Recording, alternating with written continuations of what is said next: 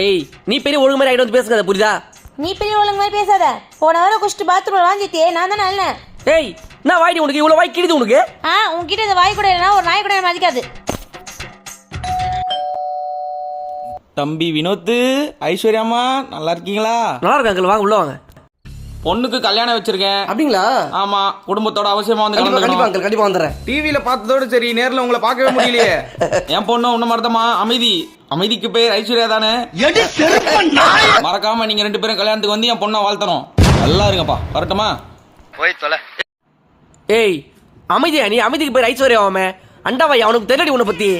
அந்தால அப்படி சொன்னா நான் என்ன பண்ணுவேன்? அவன் ஒரு ஆள் என்கிட்ட சொல்ல போறேன். தலைய லோனாய் தாங்க முடியலப்பா. அந்த பத்திரிக்கை பைய மறந்து வச்சுட்டேன். இந்தாங்க தம்பி, டிவில எல்லாம் சும்மா நடிப்பாப்பா.